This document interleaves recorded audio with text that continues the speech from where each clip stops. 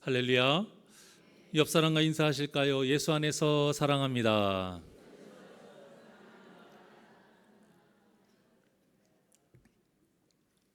혹시 탁구 쳐보신 적 있으십니까? 뭐 꼭 탁구가 아니어도 배드민턴, 테니스 같이 서로 주고받는 이런 운동을 해보신 분들은 잘 아실 거예요.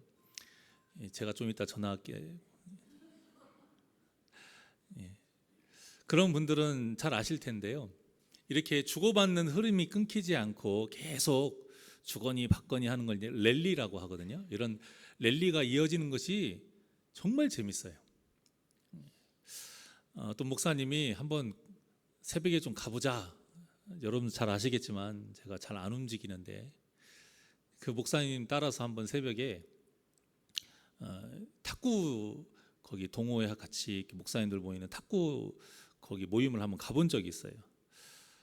그런데 이제 제가 탁구를 잘 못 치니까 어떤 잘 치시는 장로님이셨는데 그분이 저랑 제 공을 받아주시는 거예요.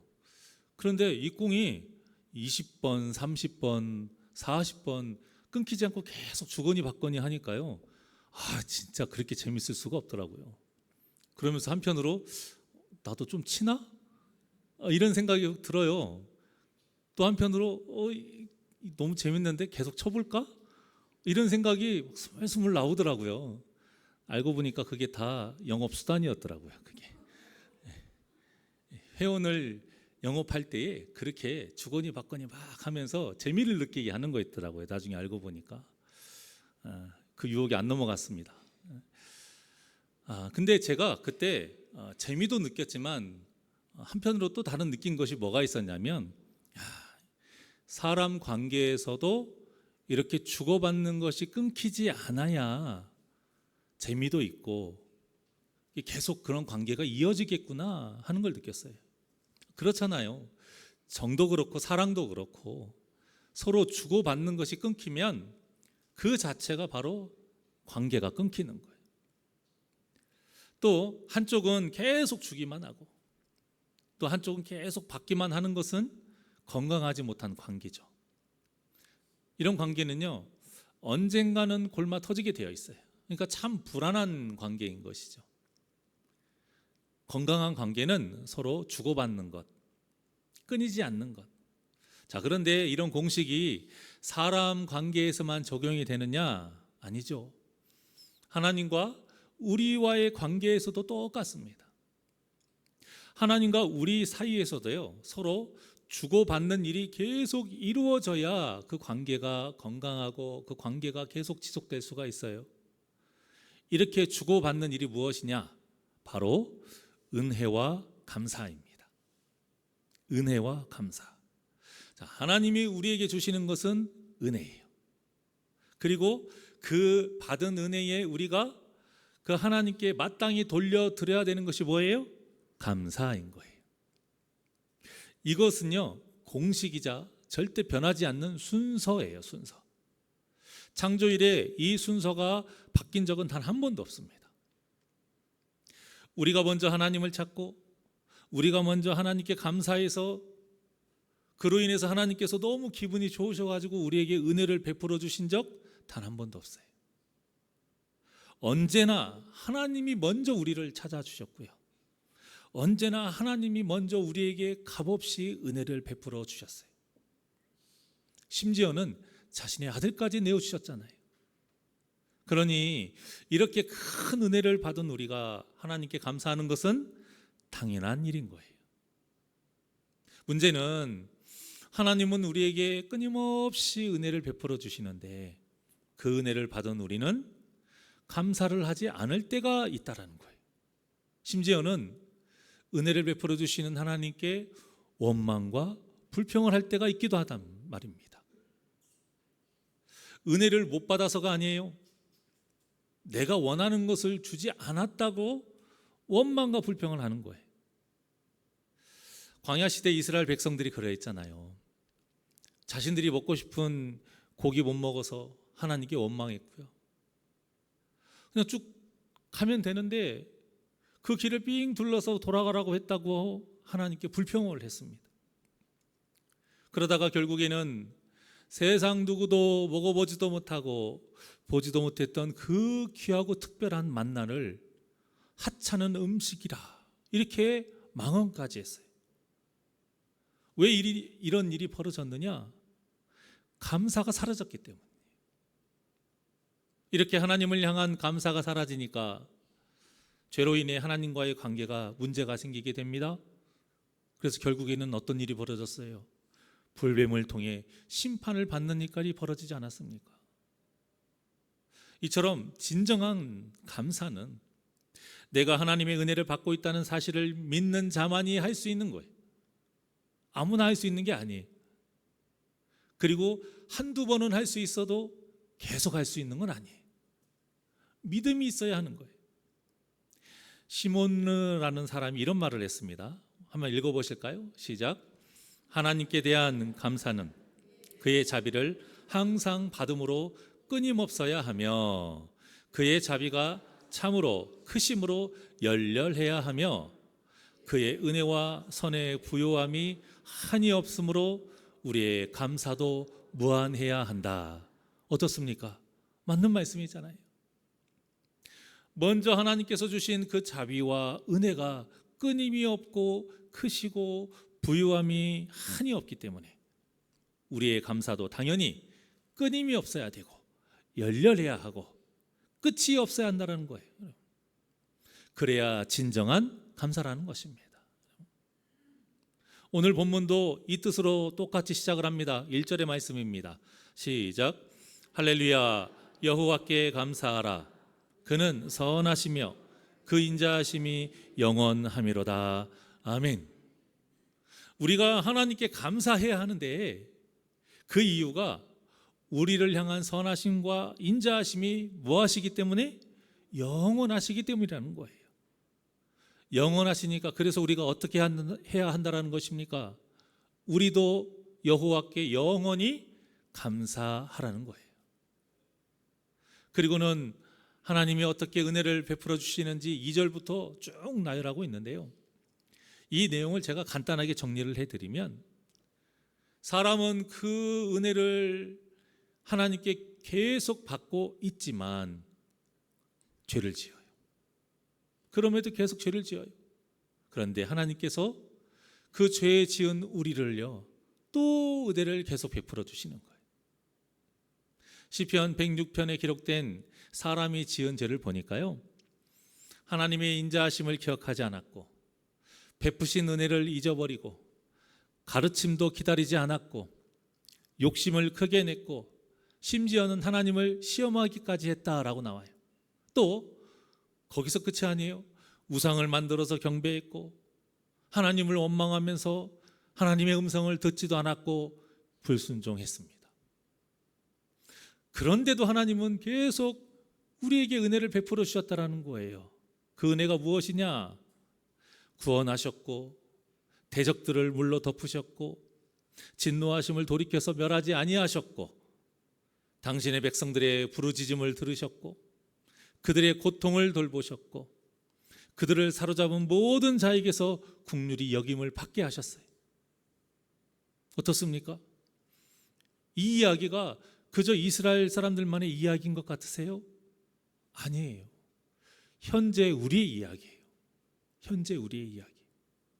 이 시편 106편에 기록된 죄는요 현재 우리가 그대로 짓고 있는 죄예요. 그런데도 우리는 지금 어떻게 살고 있어요? 하나님 은혜 가운데 구원의 길에서 벗어나지 아니하고 지금 이렇게 하나님께 예배를 드리고 있잖아요. 그뿐입니까? 세상에 나아가서도 매일 매 순간 하나님이 베푸시는 은혜로 우리가 지금 살아가고 있어요. 그러니 우리가 어떻게 해야 하는 것이 마땅하겠습니까? 감사해야 되는 거예요. 감사해야 돼요. 이것이 바로 하나님께 감사해야 할 이유예요. 그리고 감사해야 할 이유를 알았다면 그 다음 중요한 것이 무엇이냐? 감사를 어떻게 해야 될 것인가예요. 그러니까 감사를 어떻게 표현해야 되느냐인 것이죠. 표현의 방법은 말일 수도 있고요. 또 물질일 수도 있고 어떤 내 몸일 수도 있고 시간일 수도 있고 다른 여러 가지일 수 있어요. 자, 중요한 것은 이것을 생각만으로 그치는 것이 아니라 실제 표현해야 된다는 거예요. 마찬가지로 성도는 하나님께 받은 은혜에 대한 그 감사를 반드시 표현해야 된다는 거예요. 사도 바울의 고백과 같이 나의 나된 것은 다 하나님의 은혜인 것을 고백하면서 감사해야 하고요. 기쁨으로 자원해서 정성을 다한 예물로 감사를 표현해야 합니다. 그리고 하나님이 주신 은사를 통해 내가 할 수 있는 최선을 다해 사명을 감당하면서 감사를 또 표현해야 돼. 레위기에 기록된 5개의 제사 중에서 가장 중요한 제사는 뭐니 해도 번제입니다.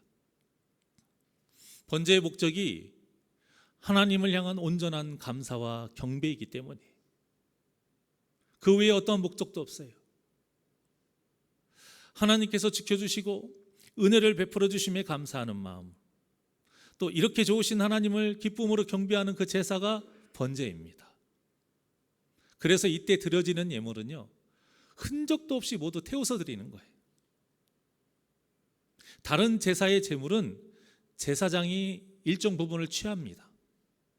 특히 화목 제사는 제사장뿐만 아니라요, 제사 드리는 자에게도 제물의 한 부분을 돌려줘요. 그런데 그 양이 많기 때문에 다음 날이 되기 전까지 이걸 또 그 많은 양을 다 남김없이 먹어야 돼요. 그래서 혼자서 그게 안 되니까 가족과 이웃들을 다 불러서 같이 먹는 거예요. 하지만 번제만큼은 어느 누구도 취하지 않아요. 이 번제만큼은 모두 하나님께 다 태워서 드립니다. 계산하지 말라는 거예요. 아까워하지 말라는 겁니다. 계산하지 않고 아까워하지 않는 감사가 진정한 감사라는 거예요. 중요한 것은 이런 감사는 받은 은혜가 클 때만 하는 것이 아니라는 거예요. 제가 말씀드렸죠. 감사가 매너가 될 수 있다고요. 나에게 하나님께서 큰 것을 주셨을 때 감사하는 것은 매너예요. 나에게 비록 큰 것이 아니라 할지라도 어찌 보면 눈에 보이는 어떤 큰 무엇인가가 나에게 있지 않더라도 항상 감사할 수 있는 것이 진짜 감사요 믿음이라는 거예요. 절대 용서받을 수 없고 그래서 절대 구원받을 수 없는 우리를 하나님께서 용서해 주시고 구원해 주신 것 그 하나만으로 우리는 계산하지 않고 아까워하지 않는 진정한 감사를 언제나 항상 할 수 있어야 된다는 거예요. 여러분들이 잘 알고 있는 그 헬렌 켈러도요 이런 뜻으로 말을 했는데요. 다 같이 한 목소리로 시작. 우리의 가진 바 때문에 우리가 감사하는 것이 아니요 우리의 되어진 바로 인해 감사한다. 정말 너무나도 성경적인 말이에요. 하나님께 좋은 것을 받을 때만 감사하는 것이 아니라는 거예요. 지옥에 가야 할 죄인인 우리가 하나님의 자녀로 되어진 것으로 인해서 우리가 감사할 수 있어야 된다는 겁니다. 그러니까 비록 다른 사람들보다 가난하다 할지라도, 비록 다른 사람들보다 몸이 연약해서 병에 걸려 있다 할지라도, 비록 내 자녀들이 내 뜻대로 되지 않고 잘 되지 않고 속을 썩인다 할지라도, 비록 나에게 있는 이 지긋지긋한 문제가 한평생을 괴롭게 하고 지금도 도저히 해결될 기미가 보이지 않는다 할지라도 우리는 하나님의 자녀가 되어진 것 그 하나만으로 감사해야 한다는 것입니다. 물론 특별한 날에는 더 특별하게 드리는 것이 당연하죠. 그래서 오늘과 같은 이 절기에는 그 절기 헌금을 구별해서 더 정성을 담아서 드리는 것이죠. 자, 그런데 문제는 이런 귀한 감사에 세상적인 가치를 적용하게 사탄이 우리를 조장한다는 겁니다. 즉 무엇과 얼마냐 이것을 중요하게 여기게 한다는 거예요.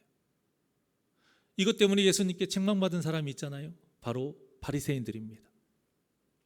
바리새인들은 자신들이 드리는 그 헌금이 많다. 그 많이 헌금한다는 것을 알리기 위해서요, 일부러 소리나게 헌금했어요. 그리고 누가 봐도 헌금하는 것처럼 보이게끔 그렇게 보이면서 헌금했어요. 사실 가치로만 따지면 과부가 드린 헌금과는 비교할 수 없는 정말 엄청난 돈이긴 해요, 여러분. 정말 많이 드리긴 했어요. 하지만 예수님은 그들의 헌금을 인정하지 않으셨어요. 예수님이 인정한 진정한 헌금, 그것은 바로 과부가 드린 2렙돈이었습니다. 당시 과부가 어떤 존재냐? 항상 위험에 노출되어 있고 자기 뜻대로 하지 못하고 마음대로 돈도 벌 수 없는 정말 가련하고 불쌍한 사람이었어요. 미성년자면 아버지가, 성인이 되면 남편이, 나이가 들면 장남에게 보호를 받아야 하는 인생이 이 여인의 삶인데요, 그런 보호를 해줘야 될 남편이 죽어 없으니 그 얼마나 힘든 삶을 살았겠어요.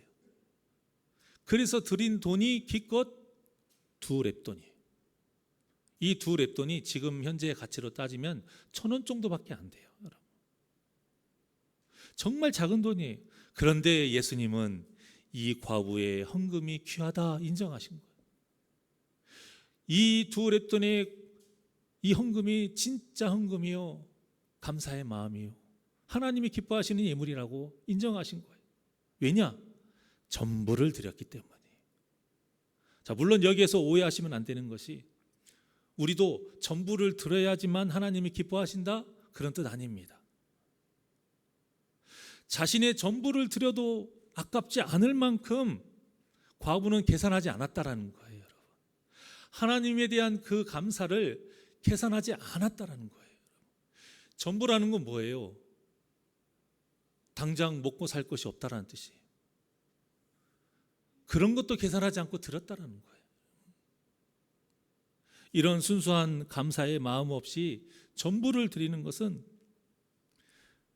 그만큼의 무엇을 바라는 속셈이, 그런 이 과부처럼요, 어떤 순수한 마음도 없이 어떠한 뭔가의 이상한 그런 마음이씨 드린다라는 것은 그만큼의 뭔가 바라는 것이 있다라는 속셈이 있어요. 그건 하나님이 바라지 않으세요. 아무리 큰 예물을 드려도, 정말 내 전 재산을 드려도요, 그 속에 순수한 마음이 없어요. 뭔가 계산적인 마음이 있어요. 하나님이 받지 않으신다라는 거예요. 이거는 굳이 신학적으로 따지지 않아도요, 쉽게 깨달을 수 있는 진리예요. 우리가 사람과 사람 사이에서도 그러잖아요. 아무리 작은 거라 해도, 아무리 큰 거라 해도 이게 중요한 게 아니라 그 사람의 진실된 마음이 중요하잖아요. 뭔가 바라는 것이 있고 뭔가 속셈이 있어서 주는 것은 크고 작고를 떠나서 그게 전혀 기쁘지 않아요. 똑같은 거예요. 그런데 사탄이 우리의 마음을 어떤 식으로 변질시키냐면 자꾸 마음에 악한 질문을 하게 만들어요. 여러분, 질문에는 건강한 질문이 있고 악한 질문이 있어요. 제가 우리 성도님들에게 항상 말씀드리지만, 의심을 하면 안 되지만 의문을 갖는 건 좋아요. 의심을 하는 이유는 뭐예요? 믿고 싶지 않기 때문에 하는 거예요. 그런데 의문을 갖는 건 왜 그래요? 더 잘 믿고 싶어서 궁금해하는 거거든요. 그러니까 질문도요, 건강한 질문이 있고 악한 질문이 있는 거예요. 그래서 건강한 질문은 더 바르고 제대로 하기 위해서 왜를 궁금해하고 어떻게를 궁금해하는 거예요. 반면에 악한 질문은 나에게 좋기 위해서, 내가 편하기 위해서, 어떤 나만의 어떤 그런 계산적인 무엇인가 그것을 얻기 위해서 무엇과 얼마냐, 이거에 중점을 두고 하는 질문이에요. 자, 이게 무슨 말이냐면, 요즘 유튜브에 보게 되면 신앙적인 질문을 하는, 그런 신앙적인 질문에 대한 답을 해주는 영상들이 되게 많아요. 굉장히 유명한 목사님들, 어떤 신학 교수님들이 어떤 신앙적인 질문에 대해서 참 조리 있게 성경적으로 잘 말씀을 하세요.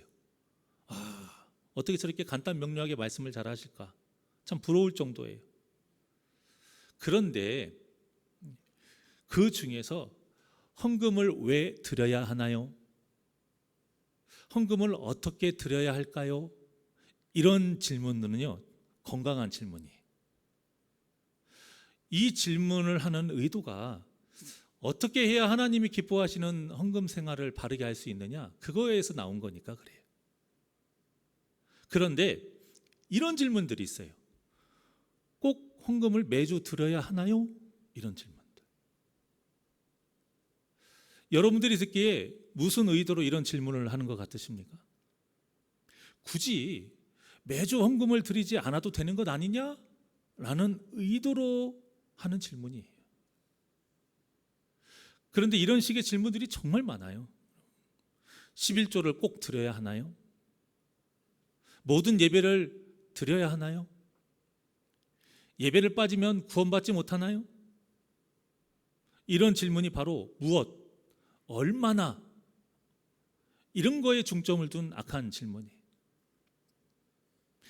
하나님이 기뻐하시는 올바른 신앙생활을 하기 위해서 하는 질문이 아니라 굳이 안 해도 되는 거라면 마음 편하게 안 하면서 신앙생활하고 싶은 그 마음에서 하는 그 불순한 의도가 깔려있는 질문인 것이죠. 그래요.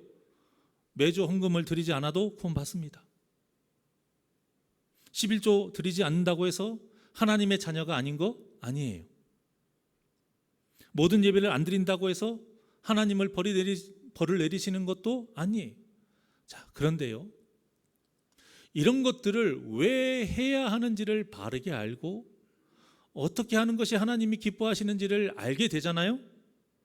그렇게 되면 누가 강요하지 않아도, 성경에 하라는 말씀이 없어도 당연하게 매주 헌금을 드리고요, 당연하게 자원에서 11조 드리고요, 당연하게 모든 예배를 드리게 되어 있어요. 제가 간단한 예를 들어볼게요. 남녀가 만나서 연애를 시작했습니다. 왜 만나요? 사랑하니까. 그때 어떤 마음으로 만납니까? 같이 있는 것만으로도 너무 좋아. 그래서 상대방이 기뻐하는 것을 뭐든지 해주고 싶은 그 마음으로 만나요. 그래서 굳이 말하지 않아도요, 법으로 정해져 있지 않아도 매일 만나요. 할 수만 있으면 매일 만나요. 어떤 때는요, 하루에 2번, 3번 만날 때도 있어요. 그러면 하루만 안 만나도 얼마나 힘들고 아쉬운지 몰라요. 여러분도 다 연애해 보셨으니까 그런 느낌을 아실 거 아니에요. 이게 당연한 거잖아요. 누가 시키지 않아도 만날 수만 있으면 막 만나요. 10번도 만날 거요. 정말 어쩔 수 없는 상황이 아니면 연애하는 사람들 다 이렇게 해요. 그런데 사랑하는 사람이 만약에 연애한다고 꼭 매일 만나야 하나요? 이런 질문을 여러분들이 들으면 어떠실 것 같으세요? 진짜 나를 사랑하긴 하는 걸까? 이런 생각이 들 정도로 좀 이상한 질문인 거예요. 마찬가지인 거예요. 정말로 하나님을 사랑한다면 그 사랑의 표현으로 매주 기쁨으로 자원해서 예물을 드리는 것 당연한 거예요. 사랑하니까. 얼마냐 중요하지 않아요. 전부냐 중요하지 않아요.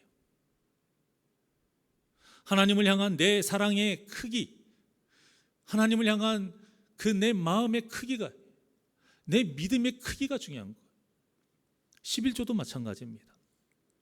11조가 내 것이 모두 하나님의 것이라는 그 믿음의 표현이라는 것을 정말로 믿는다면, 그 믿음이 있다면 비록 의무적으로 반드시 드리지 않아도 된다는 그런 신학적인 결론이 나온다 해도요, 기쁨으로 차원에서 나에게 소득이 있을 때마다 당연하게 11조를 드리게 되어 있어요. 예배도 마찬가지입니다.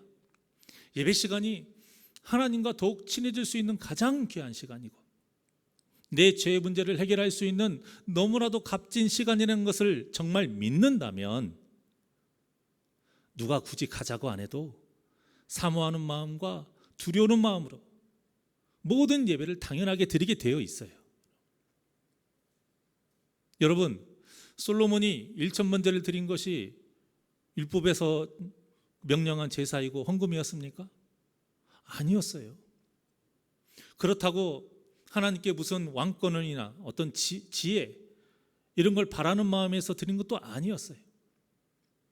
그저 너무 감사해서 그 마음을 표현하기 위해서 그냥 드린 거예요. 예물의 크기 때문에 하나님이 기쁘신 것 아닙니다. 그 예배의 규모 때문에 하나님이 기뻐하신 거 아니에요. 그 마음이 하나님을 기쁘시게 한 것이고, 근데 그 마음이 아무것도 계산하지 않고 바라지 않고 순수한 마음에 최선을 다해서 최고의 것을 드렸기 때문에 하나님이 기쁘게 받으신 거예요. 그래서 제가 여러분들에게 말씀드리는 거예요. 우리가 살면서 정말로 하나님 앞에 최고의 것으로 최선을 다할 수 있는 1000번째 한 번쯤은 드려봐야 된다는 거예요. 이거는 기준이 없어요. 얼마냐도 기준이 없는 거예요, 여러분. 하나님과 나와의 그냥 마음과 믿음의 관계일 뿐이에요. 마리아가 향유 옥합을 깨트려서 예수님의 발에 부은 것도 마찬가지예요. 예수님께 믿음 좋다고 칭찬받으려고 드린 것이 아닙니다. 예수님께서 잡히신다, 또 내가 고난당한다, 내가 죽게 된다, 3일에 또 부활하게 된다, 이 말씀을 3번을 하셨는데 같이 함께 했던 그 제자들도 하지 못한 그 마음을 마리아만 가지게 된 거예요. 오직 마리아만이 예수님의 그 말씀을요 흘려듣지 않고 마음에 새겼어요. 그래서 예수님의 그 장례를 정성으로 준비한 거예요, 여러분. 그래서 그 향유 옥합을 깨트린 거예요. 그래서 예수님이 뭐라고 하셨습니까? 마태복음 26장 12절과 13절입니다. 시작.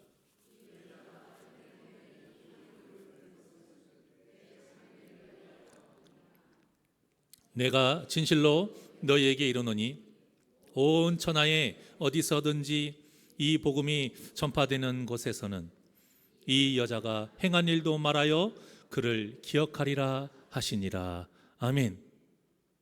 마리아의 이 예수님을 향한 마음이 얼마나 귀했는지, 온 천하의 복음을 전할 때에 이 일을 같이 전하라고 명령하셨어요. 향유옥합이 비싸서가 아니에요, 여러분. 어느 누구도 시키지 않았습니다. 그렇게 하라고 율법에 나와 있지도 않아요. 무슨 신학적인 근거 그런 거 있습니까? 아니에요. 하지만 예수님의 말씀을 허투루 듣지 않고 그 말씀의 참뜻을 깨닫고는 자신이 할 수 있는 최고의 것으로 최선을 다해 마음을 표현한 것뿐이에요. 이것이 바로 건강한 질문과 악한 질문 차이예요. 의문과 의심의 차이인 거예요. 이처럼 말씀의 참뜻을 아는 사람은요, 그 무엇을 얼마냐 여기에 집중하지 않습니다. 말씀의 참뜻을 아는 사람은 왜, 그래서 어떻게, 여기에 집중하게 되어 있어요. 무엇이냐, 얼마냐 여기에 집중한다는 것은요, 계산하는 거예요. 손해보지 않겠다라는 거예요. 아니, 더 큰 것을 위해 투자한다라는 거예요. 하나님과 우리의 관계는 그런 관계가 아니에요. 우리가 하나님께 뭔가를 투자해서 뭔가 더 큰 이익을 얻기 위해서, 내가 얻고자 하는 것을 얻기 위해서 이렇게 믿는 관계가 아닌 거예요. 이렇게 신앙생활하는 사람들은요, 사람 눈치 보면서 하는 거예요. 사람 눈치 보면서. 사람들에게 인정받고 싶은 거예요. 그러면서 하나님께 원하는 것을 또 얻고 싶어하는 이런 얄팍한 마음이 있는 거예요. 하지만 왜, 그래서 어떻게, 여기에 집중한다는 건요, 나의 진심을 전하는 거예요. 그 이후에 어떻게 되든 상관없다라는 거예요. 그저 내 마음이 잘 전해지기만 하면 족하다는 거예요. 누구 눈치를 보는 거예요? 하나님 눈치를 보는 거예요. 하나님께만 인정받으면 된다라는 거예요. 그렇다면 우리 새날교회 성도님들은 어떠하십니까? 하나님을 향한 여러분의 예배와 헌금과 헌신과 순종을 여러분들은 지금 어떤 마음으로 하십니까? 여기에 대한 해답이 본문에 나와 있습니다. 47절과 48절입니다. 시작. 여호와 우리 하나님이여 우리를 구원하사 여러 나라로부터 모으시고 우리가 주의 거룩하신 이름을 감사하며 주의 영예를 찬양하게 하소서. 여호와 이스라엘 하나님을 영원부터 영원까지 찬양할지어다. 모든 백성들아 아멘 할지어다. 할렐루야 아멘. 구원해 주신 것 그 하나만으로도 감사하는 마음으로 영원토록 찬양하는 것이 마땅하다라는 거예요. 이 마땅함에 모든 백성들아 뭐 하라고 했습니까? 아멘 하라고 했어요. 아멘. 아멘이 뭐예요? 제가 동의합니다. 그리고 거기서 끝나는 게 아니고 제가 동의하기 때문에 그대로 반드시 행하겠습니다. 이것이 아멘의 뜻이에요. 구원받은 것 그 하나만으로, 하나님의 자녀로 되어진 것 그 하나만으로 감사하는 마음을 가지고 영원토록 찬양하라. 여기에 대해서 모든 백성들아 아멘하라 이거예요. 그런데 정말 이렇게 사는 성도님들이 계세요. 많아요. 우리 교회도 많아요. 똑같이 힘들어요. 똑같이 피곤해요. 똑같이 어려워요. 아니, 어찌 보면 더 어렵고 몸도 좋지 않아요. 더 고난과 시련을 당하는 중인데도 누구보다 하나님을 위해서라면 물불 안 가리시는 성도님들이 계셔요. 오죽하면 제가 바라보는 입장에서 그분들의 상황을 제가 아니까 때로는 제가 이렇게 말하기도 해요. 힘드시니까 그렇게까지는 안 하셔도 돼요. 제가 이렇게 말할 때도 있는데요. 그때마다 하시는 말씀들이 다 똑같아요. 누구 막론할 것 같이 다 똑같아요. 하나님께 받은 거에 비하면 이건 아무것도 아니라고 그렇게 말씀하세요. 하나님이 주신 은혜에 비하면 이건 아무것도 아니에요. 자신은 절대 구원받을 수 없는 괴수 중에 괴수라는 것을 믿기 때문에 이런 자신을 구원해 주신 하나님께는 뭘 해도 아깝지 않다라는 거예요. 그저 예배할 수 있어서 감사하고 가진 것 없어도 그래도 헌금할 수 있어서 감사하고 여유가 없고 건강하지 못해도 그래도 내가 헌신할 수 있어서 감사하다라는 거예요. 이것이 진짜 감사 아니겠습니까? 정말 이 말씀을 들으면요 얼마나 귀한지 어떤 때는 너무 감격해서 눈물이 날 때도 있어요. 저렇게 힘든데 나는 과연 이렇게 감사할 수 있을까? 지금 저 속이 얼마나 복잡하고 괴로운지 뻔히 아는데 나는 저 상황이라면 저렇게까지 감사할 수 있을까? 사랑하는 여러분, 하나님을 향해 진실된 마음으로 여러분의 감사의 마음을 진실되게 꼭 표현하시길 바랍니다. 그것도 한두 번 하고 마는 것이 아니라 본문의 말씀처럼 영원토록 감사하시길 바랍니다. 먼저는 하나님께서 전부터 지금까지 그리고 영원토록 우리에게 은혜를 베풀어 주시기 때문에 우린 당연히 감사해야 되는 거고요. 이렇게 계속 서로 하나님과 우리가 은혜를 받고 감사를 드리고 이런 주고받아야 하나님과 우리와의 관계가 더 친밀해질 수 있기 때문에 우리는 계속 감사해야 되는 거예요.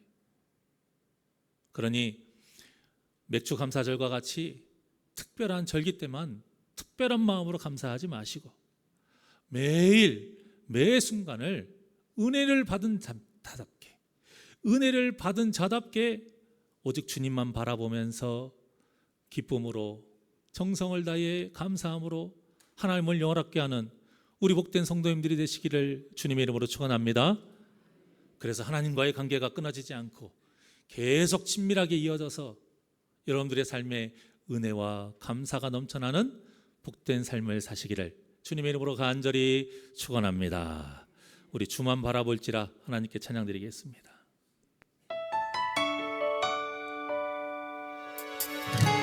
우리에게 은혜를 베풀어 주시는 주님만 바라보고 항상 감사가 끊이지 않기를 원합니다. 하나님의 사랑을 사모하는 자, 하나님의 평안을 바라보는 자, 너의 모든 것 창조하신 우리 주님이 너를 얼마나 사랑하시는지,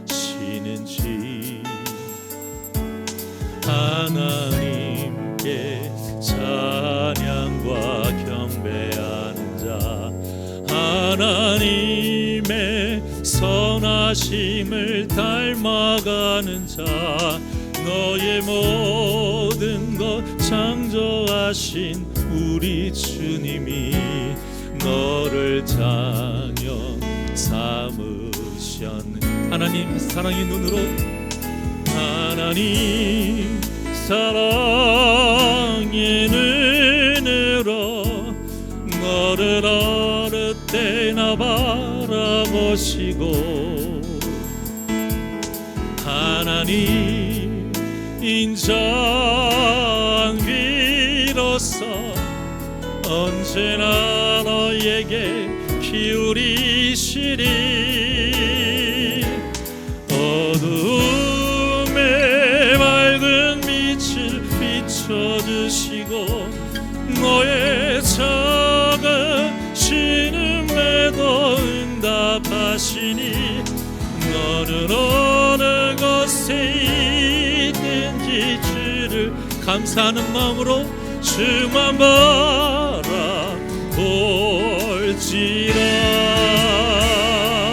우리 두 손을 가슴에 얹고 하나님께 찬양과 경배하는 자, 하나님의 선하심을 닮아가는 자, 너의 모든 것 창조하신 우리 주님이 너를 자녀 삼으셨.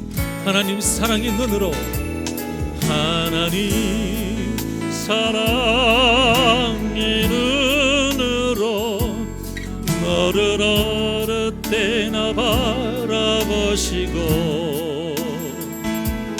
하나님 인자한 귀로서 언제나 너에게 기울이시니,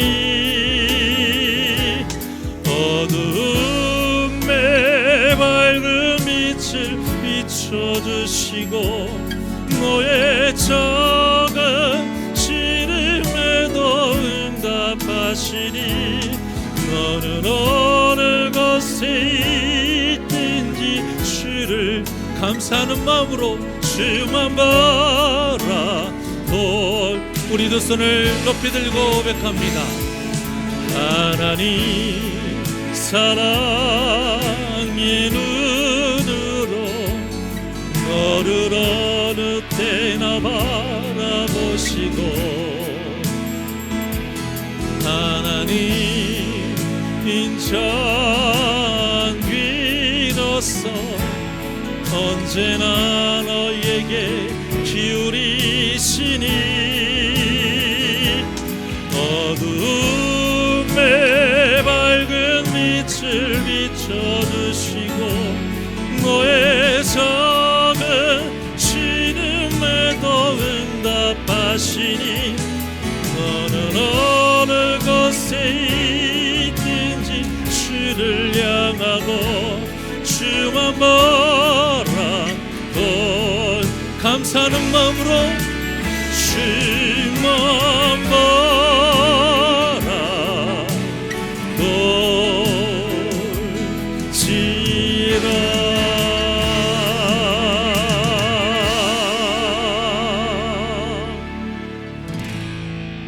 기도하시겠습니다. 언제나 우리에게 또 끝날까지 우리에게 한없는 은혜를 베풀어 주시는 하나님, 우리가 그 귀한 은혜를 지금까지 받았고 지금도 받고 있고 앞으로도 받을 것인데,